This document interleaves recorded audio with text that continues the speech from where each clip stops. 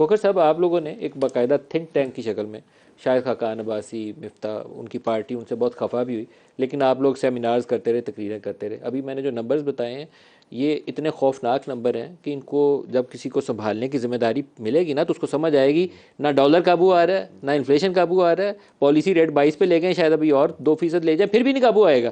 ہم میس میں، ایک کنویں میں گر چکے ہیں. سنکنگ ویل ہوتا ہے نا، سنکنگ ویل، یہ وہ والا کنواں بن چکا ہے. اس سے نکلیں گے کیسے؟ المیہ یہ ملک صاحب کے حقیقت اسی طرح ہے کہ ہم کنویں کے اندر گر چکے ہیں، لیکن جو ہمارے سارے سٹیک ہولڈرز ہیں، جس کے اندر سیاستدان شامل ہیں، جس کے اندر جوڈیشری شامل ہے، جس کے اندر ہماری اسٹیبلشمنٹ شامل ہے، ہمیں اندازہ ہی نہیں ہے کہ گریوٹی آف کرائسس کیا ہے. You have to fix the economy first. Economy fix کیے بغیر اور پالیٹکس فکس کیے بغیر اس ملک کو آپ نہیں چلا سکیں گے. اب پالیٹکس اب یہ جو انسرٹینٹی ہے، اس انسرٹینٹی کو ختم کرنے کے لیے ملک صاحب یہ اس کی ابتدا ہوئی ہے 2015-2016 سے، ڈان لیکس جس وقت آیا.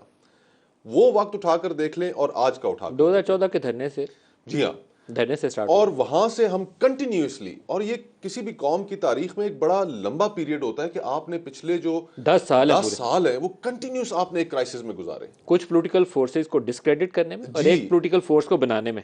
تو ہمیں ایک اکانومی بھی فکس کرنی ہے، لیکن ہم اکانومی پالیٹکس کو فکس کیے بغیر نہیں کر سکتے. تو پہلے کیا کرنا ہے؟ اور پالیٹکس کو فکس کرنے کے لیے ہمیں جو ہمارے رویے ہیں، ہماری اسٹیبلشمنٹ ہے، ہماری جو جوڈیشری ہے، ان سب کو پیچھے ہٹنا پڑے گا. اب جوڈیشری کی آپ اگزامپل دیکھیں، جو فیصلہ دیا انہوں نے ریکوڈک کے معاملے میں، آئی پی پیز کے معاملے میں، کیا کوئی فورن انویسٹر پاکستان کے اندر انویسٹمنٹ کر سکتا ہے جب اس طرح کے آپ کی جوڈیشری فیصلے دے رہی ہو؟ بلینز آف ڈالرز پاکستان کو فائن پے کرنا پڑا، اور وہ سارے فیصلے تھے وہ سیاست پولیٹیکلی اورینٹڈ تھے.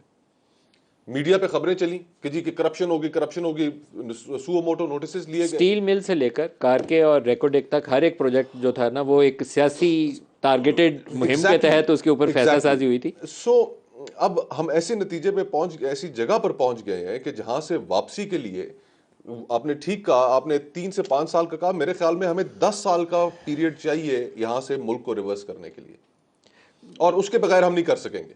اور یہ ایک آج مجھے ایک بات پتہ چلی ہے ملک صاحب، مجھے صرف 1 منٹ دیجیے گا بتانے کے لیے. آئی ایس کو کی جو ریکوری تھی وہ تقریباً سب سے اچھی ریکوری ہے پاکستان میں، 99% اور 100% جو اسلام آباد ریجن میں گجرانوالہ اور اسلام آباد جی good performing company, good performing. پچھلے 2 مہینے سے ان کی جو ریکوری ہے وہ 57%، 58% تک پہنچ گئی.